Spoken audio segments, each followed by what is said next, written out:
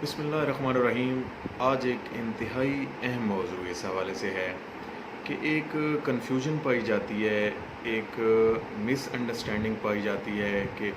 Government employees को तो कानून जो है वो बहुत ज़्यादा राइट्स प्रोवाइड करता है, जबकि इसके अलावा प्राइवेट मुलाजमीन जो इसी मुल्क में रह रहे होते हैं उनके लिए कोई राइट्स नहीं है। तो ऐसा नहीं है, बल्कि प्राइवेट मुलाजमीन के लिए भी लॉ बहुत से जो है वो राइट्स प्रोवाइड करता है। इस हवाले से आज हम अपनी इस वीडियो में लेबर लॉज को देखेंगे कि एक वर्कर जो किसी कंपनी या फैक्ट्री में कोई काम कर रहा है तो क्या उसे वो राइट्स मिल रहे हैं जो कानून उसे प्रोवाइड करता है। इस हवाले से सबसे अहम चीज़ ये है कि कोई भी वर्कर जो किसी कंपनी या किसी फर्म में काम कर रहा है कहीं में, तो उसको कंपनी जो है वो 8 घंटे से ज़्यादा काम नहीं ले सकती उससे। अगर 8 घंटे से ज़्यादा वो एम्प्लॉय विलिंग है काम करने के लिए, तो वो फर्म, वो कंपनी, वो प्राइवेट सेक्टर उसको जो है वो ओवर टाइम पे करने का मजाज होगा। इस हवाले से जो है वो एम्प्लॉय को लॉ जो है, लेबर लॉज जो हैं वो प्रोटेक्ट करते हैं कि अगर उससे ज़्यादा ड्यूटी आवर्स जो 8 आवर्स हैं, वर्किंग आवर्स, उससे अगर ज़्यादा काम लिया जाता है तो उसे ओवर टाइम पे किया जाएगा। इसके अलावा और बहुत सी ऐसी चीज़ें हैं जो कि प्राइवेट मुलाजमीन को जो है वो प्रोटेक्ट करती हैं। जैसे मिनिमम वेज जो है वो रखी गई है 17,500, 17,500 रुपये किसी भी मज़दूर को, वर्कर को कम अज़ कम पे करना ज़रूरी है। अगर इससे कम कोई पे कर रहा है तो वो लेबर कोर्ट से रजू कर सकते हैं, जो मुतासरीन हैं वो लेबर कोर्ट से रजू कर सकते हैं। इसी तरह इसमें जब हमने सैलरी की बात की है तो इसमें ये एक ऐसी फर्म जिसके एम्प्लॉइज़ 1,000 से कम हैं तो उसे 7 तारीख तक अपने एम्प्लॉइज़ को सैलरीज़ दे देनी चाहिए। अगर 7 तारीख तक एम्प्लॉइज़ को सैलरीज़ नहीं मिलती तो इसमें वो फर्म, वो फैक्ट्री लॉज को, लेबर लॉज को वायलेट कर रही है। इसी तरह अगर 1000 से ज़्यादा हैं किसी फैक्ट्री या फर्म के एम्प्लॉइज़, तो उसके लिए जो है वो रिलैक्सेशन 10 तारीख तक रखी गई है कि 10 तारीख तक जो है वो उनको, एम्प्लॉइज़ को सैलरी उनके अकाउंट्स में पहुंच जानी चाहिए, उन्हें मिल जाना चाहिए। यहाँ पे एक और पॉइंट भी सैलरी के हवाले से है कि सैलरी वर्किंग आवर्स के दौरान दी जाए। ये ना हो कि बाज़ जगहों पे वर्कर्स को ये कहा जाए कि जो है वो आप रात 10 बजे आके सैलरी ले लेना, तो ये भी लॉ के अगेंस्ट है कि उनको सैलरी जो है वो ऑन टाइम और during working hours, duty hours के दौरान जो है वो दी जानी चाहिए। इसी तरह एक और लेबर लॉ में एक और जो तहफ़्फ़ुज़ प्रोवाइड किया गया है वो लेबर्स को, वर्कर्स को, वो उस हवाले से सोशल सिक्योरिटी कार्ड का है। ये आजकल जो है वो प्राइवेट फार्म, जो अच्छी फार्म्स हैं, जो वेल रिप्यूटेड फार्म्स हैं, जो अपना एक नाम रखती हैं, वो तो इस हवाले से जो है वो सोशल सिक्योरिटी कार्ड जो है वो अपने वर्कर्स के बनाती हैं, जबकि कुछ छोटी फार्म इस हवाले से लॉ को वायलेट कर रही होती हैं। तो इस हवाले से सोशल सिक्योरिटी कार्ड जो है ये एक तरह से जो एम्प्लॉई के लिए जो है वो एक प्रोटेक्शन है, और उसको जो है वो इससे वो अपने आप को सिक्योर फील करता है। अगर एक एम्प्लॉई की जो है वो सैलरी 20,000 है तो उसमें से 1,200 रुपये वो मंथली जो है वो उसके सोशल सिक्योरिटी कार्ड में कंपनी जो है वो सोशल सिक्योरिटी कार्ड के हवाले से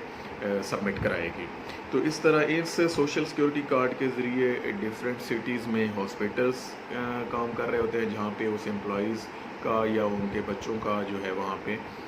इलाज हो सकता है। इसके अलावा कुछ ऐसे स्कूल्स भी हैं जो सोशल सिक्योरिटी कार्ड पे जो है वो फ़ीस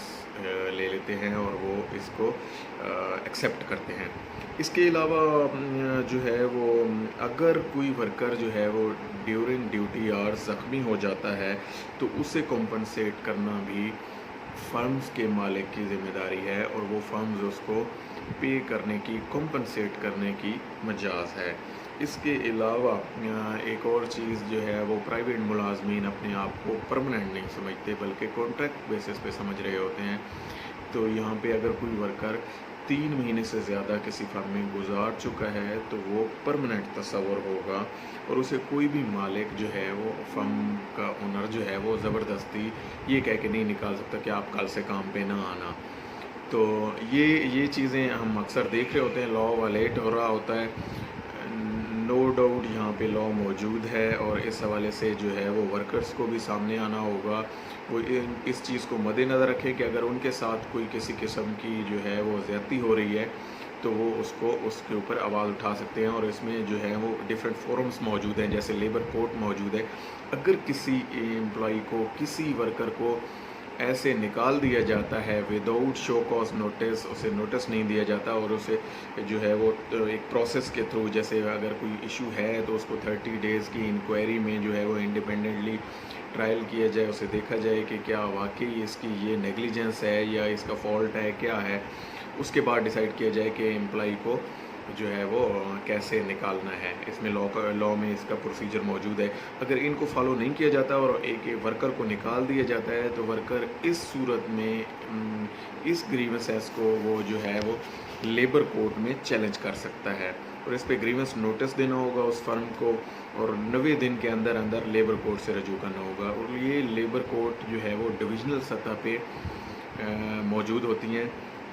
نو ڈاؤٹ یہاں پہ ریسٹرکشنز ہیں کہ یہ ایسا نہیں ہو سکتا کہ ہر سٹیز میں ہوں، تو یہاں پہ یہ تھوڑی سی جو ہے وہ ریسٹرکشنز ہیں۔ تو اگر 90 دن کے اندر اندر امپلائی وہاں پہ لیبر کورٹ سے رجوع کر سکتا ہے، اور وہاں پہ اپنا جو اس کا کلیم ہے کہ اسے انفیئر طور پر نکالا گیا ہے، تو وہ وہاں سے کورٹ سے ریلیف لے سکتا ہے۔ اس کے علاوہ جو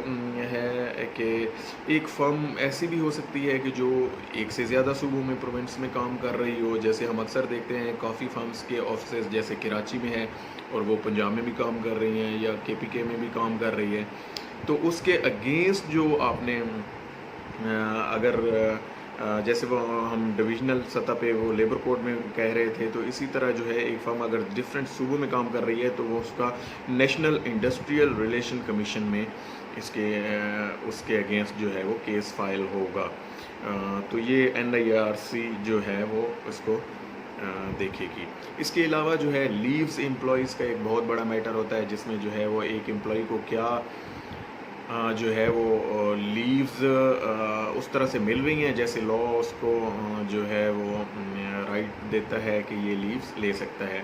مثلا فار ایگزامپل ہم یہاں پہ دیکھ لیتے ہیں کہ اینول لیوز ہوتی ہیں کچھ، جیسے کہ 14 اینول لیوز ہیں جو کہ ایک امپلائی لے سکتا ہے۔ اگر ایک employee at the end of the year, سال کے اینڈ پہ 14 چھٹیاں نہیں لیتا تو وہ اس بات کا مجاز ہے کہ اسے ان 14 ڈیز کا جو ہے وہ پے کیا جائے گا۔ تو یہ اگر ہمیں ان چیزوں کا پتہ ہوگا تو ہم یہ اپنی فرم میں، اپنی کمپنی میں، اپنی فیکٹری میں یہ چیزیں کلیم کر سکتے ہیں۔ اسی طرح جو ہے وہ کیجول لیوز ہیں جنہیں ہم اتفاقی چھٹیاں کہتے ہیں، 10 دن کی لا میں ان کی ریلیکسیشن موجود ہے کہ آپ کیجول لیوز لے سکتے ہیں۔ اسی طرح جو ہے وہ میڈیکل لیوز ہو سکتی ہیں، جیسا کہ لا میں 8 دن کی میڈیکل لیوز ہیں۔ اگر 16 ڈیز یہ ہاف ڈے جو لیوز ہوتی ہیں اس طرح کر کے لی جائے تو وہ میڈیکل لیو 16 ہو جائیں گی۔ تو ایک امپلائی، ایک ورکر جو ہے وہ اس طرح لا، اور اگر اسے لا کا پتہ ہوگا، لیبر لاز کا پتہ ہوگا، تو وہ اپنے رائٹس کو بہتر طریقے سے سمجھ سکتا ہے۔ اور خاص طور پر پرائیویٹ ملازمین جو اپنے آپ کو بہت انسیکیور فیل کر رہے ہوتے ہیں، وہ جو ہے اس بات کو بڑے ذہن پہ لے رہے ہوتے ہیں کہ جی ہم بڑے جو ہم پرماننٹ نہیں ہیں، ہم کانٹریکچوئل بیس پہ جیسے جابز ہوتی ہیں ہماری ویسی ہیں، تو انہیں بھی لا جو ہے وہ بہت زیادہ پروٹیکشن پرووائڈ کرتا ہے as compare to government employees. یہاں پہ یہ چیز، اور بھی بہت سارے لا ہیں جیسے ایسوسیشن، یونینز کے، ہم اس بحث میں نہیں پڑھ رہے تھے۔ ہم نے ان چیزوں کو اس ویڈیو میں دیکھا کہ جو چیزیں ایک امپلائی کے لیے ڈائریکٹلی اس کو افیکٹ کر رہی ہوتی ہیں، یا ان سے جو ہے وہ ڈائریکٹلی افیکٹ ہو رہا ہوتا ہے، اور وہ جو ہے وہ ان چیزوں کو جان کر بہت زیادہ اپنے آپ کو سیکیور فیل کرے گا، اور